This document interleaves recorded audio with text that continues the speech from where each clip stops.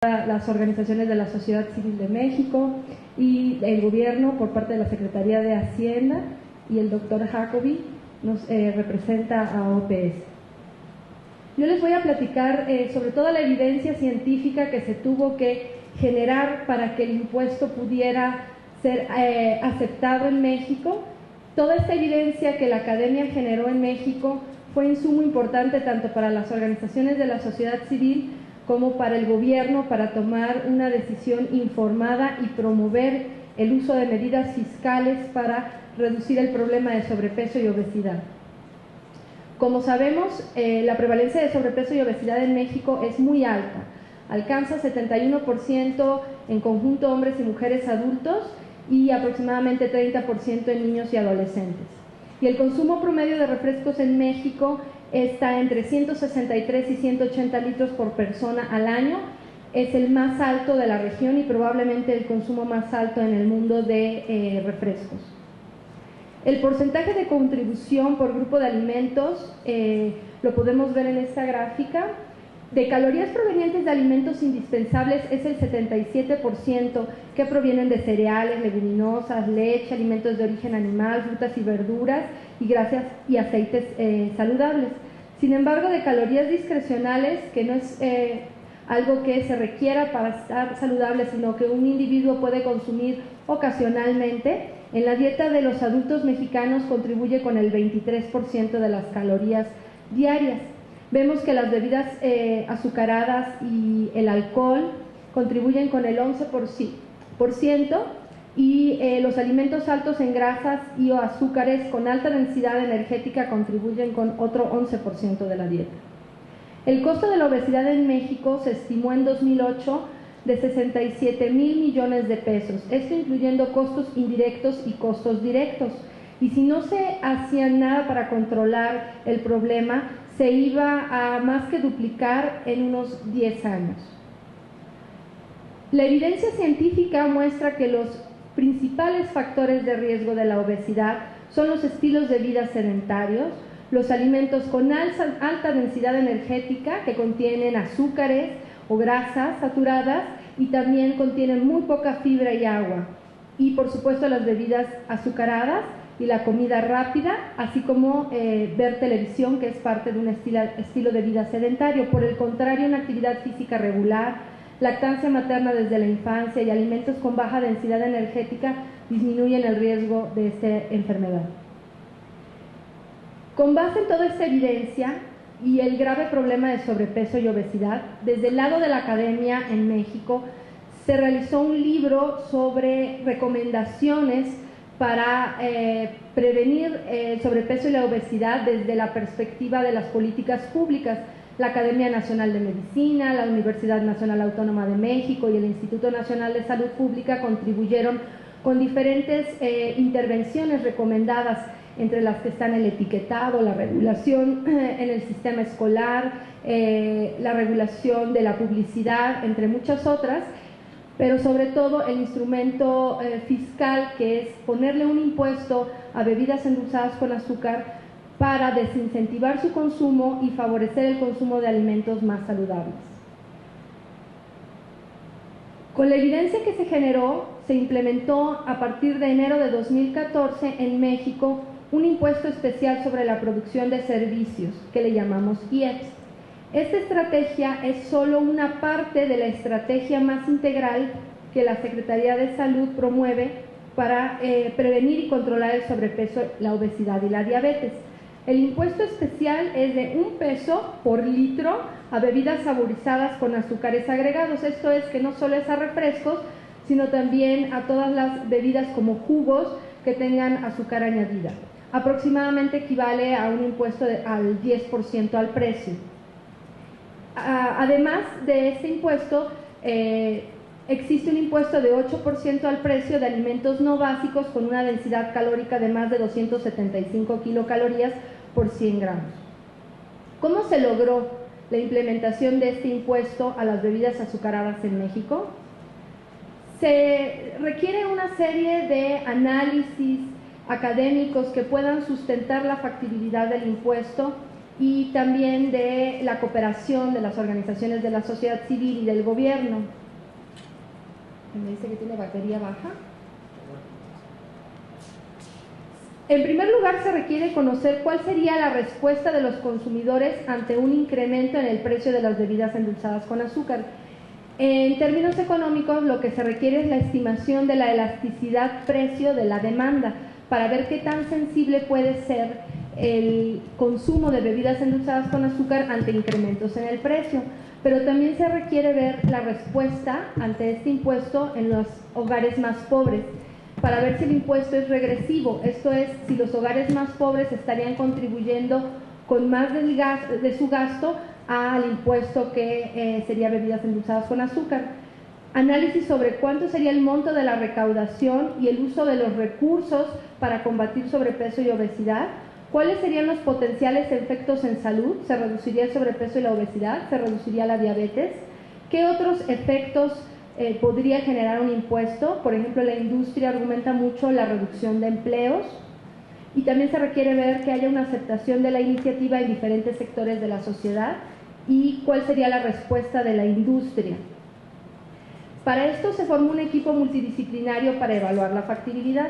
La academia, a través del Instituto Nacional de Salud Pública y otros colaboradores externos, conjuntó un equipo de economistas, epidemiólogos, matemáticos y nutriólogos. A su vez también estaba la sociedad civil, representada principalmente por el Poder del Consumidor y Polifin, y organismos internacionales como OPS, y después de generar la evidencia científica hubo un interés por parte del Poder Ejecutivo, la Secretaría de Hacienda y la Secretaría de Salud para implementar el impuesto. Los pasos a seguir en la estimación del efecto de un impuesto desde el lado de la generación de evidencia científica fueron estimar la elasticidad precio a través de un sistema de demandas para poder saber ese impuesto con cuánto contribuiría a reducir el consumo de bebidas endulzadas con azúcar.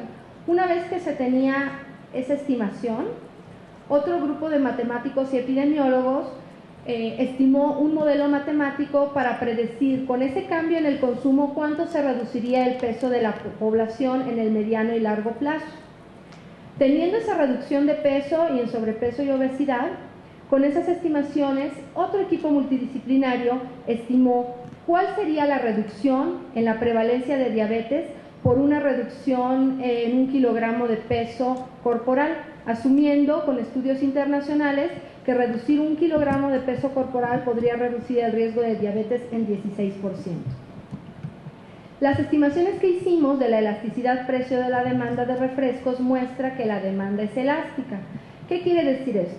Que si aumenta en 10% el precio del refresco, el consumo se reduce en más del 10%. Para esto se utilizaron dos bases de datos, una que es la Encuesta Nacional de Ingresos y Gastos de los Hogares en diferentes rondas, 2006, 2008 y 2010, porque contiene gasto en todos los tipos de bebidas endulzadas con azúcar que puede tener la población mexicana, por lo que se podía estimar si habría sustituciones de refresco por otro tipo de bebidas. Y se estimó que si aumenta en 10% el precio del refresco, el consumo se reduciría en 10.1%. Y también se hizo otra estimación con datos de una encuesta panel, que es la Encuesta Nacional de Niveles de Vida de los Hogares. Sin embargo, en esta encuesta, a pesar de que su ventaja es que es una encuesta panel, solamente tiene datos de refresco de 600 mililitros, pero es el refresco y la presentación más consumida en la población mexicana. Y se estimó que un impuesto de 10% podría reducir el consumo de esta presentación de refresco en 12.9%. Las elasticidades cruzadas o los efectos de sustitución entre bebidas nos muestran que un impuesto de 10% al refresco en México podría aumentar el consumo de agua en 3%, el de leche en 1.6%, pero también se reduciría el consumo de jugos envasados que tienen azúcar en 12% y el de aguas preparadas y jugos no envasados y bebidas energéticas en 9%. Con estas estimaciones de la elasticidad de la demanda, se estimó que el impuesto de 10% podría reducir de 289 mililitros diarios en promedio que consume un adulto en México a 252 mililitros promedio diario. Se recomendaba un impuesto un poco mayor de 20 o 30% para lograr mayores cambios, pero ahorita lo único que se pudo aprobar fue el de 10%, y lo que se va a estimar es el impacto con ese nivel, y después se podrá ver si se puede incrementar. Un impuesto del 20% al refresco podría reducir la cantidad de 163 litros anuales per cápita a entre 130 y 121 litros per cápita anuales de consumo de refresco.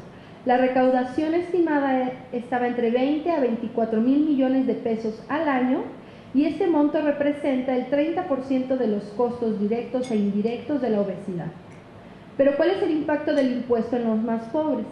Haciendo una estimación de las elasticidades, pero para los hogares en los quintiles de ingreso más bajos, que sería el quintil 1, hasta los quintiles más altos, que sería el quintil 5, vemos que quienes responderían más a un impuesto reduciendo su gasto y consumo en refrescos serían los hogares más pobres.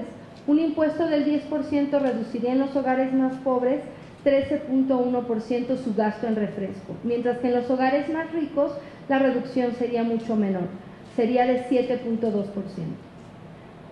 Y si vemos estos datos, pero dependiendo de la comunidad donde viven los hogares que viven en comunidades muy marginadas también reducirían mucho más su gasto. Un impuesto de 10% reduciría el gasto en comunidades muy marginadas en 13.8%, mientras que en comunidades menos marginadas reduciría el gasto en refrescos en 5.6%.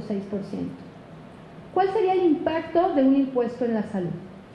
Las estimaciones de elasticidad y los cambios en el consumo de refresco muestran que a 10 años un impuesto de 10% podría reducir en casi 1 kilogramo de peso promedio en la población adulta, mientras que un impuesto de 30% reduciría más de 1 kilogramo el peso de la población adulta. Con estas estimaciones se proyectó que se podrían prevenir con un impuesto del 10% para el año 2030 entre 400,000 y 630,000 casos de diabetes, y para el año 2050 más de 1 millón de casos de diabetes. Los ahorros por casos de obesidad y diabetes evitados en México muestran que si el impuesto fuera de 20%, se reduciría en 2% la prevalencia de sobrepeso y obesidad en adultos en 10 años. Pero en consumidores altos de refresco, esto es los consumidores que consumen más de 350 mililitros de refresco al día, la reducción sería mucho mayor, sería de 5%.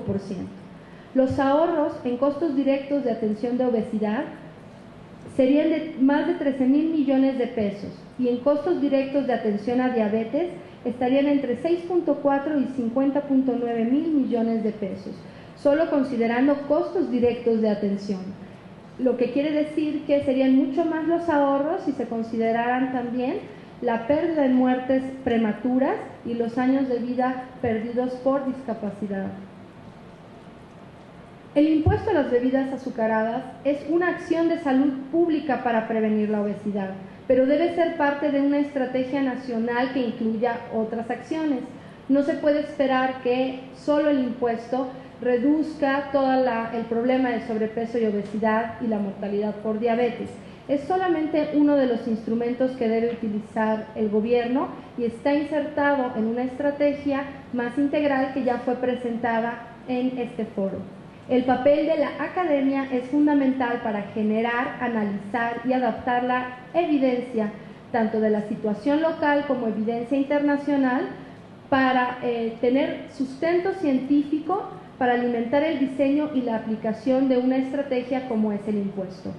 Sin este sustento sólido científico, la industria podría fácilmente echar abajo el planteamiento de un impuesto a alimentos o a bebidas endulzadas con azúcar.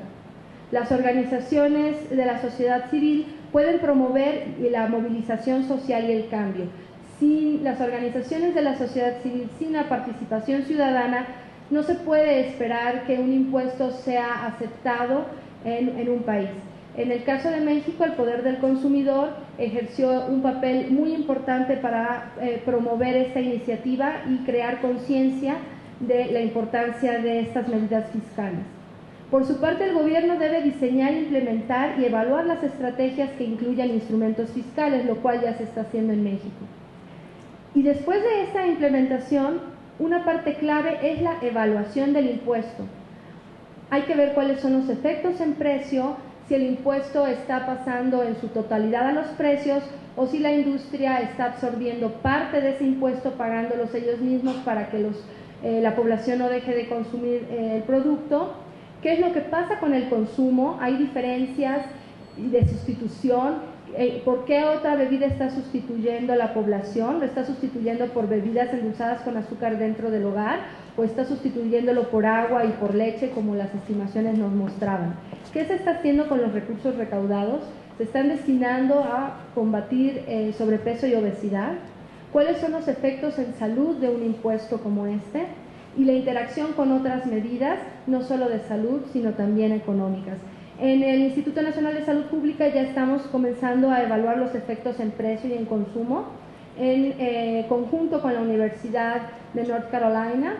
Es un conjunto de investigadores reconocidos y se espera que para finales de septiembre ya se tengan las evaluaciones de impacto en precios, pero al parecer sí pasó el impuesto, y para finales de este año ya se tendrán estimaciones del impacto en consumo. Más adelante se podrán evaluar su efecto en salud y se esperaría que si la evaluación es exitosa, en largo plazo se pudiera incrementar el impuesto a 20 o 30%, que es lo recomendado internacionalmente. Muchas gracias.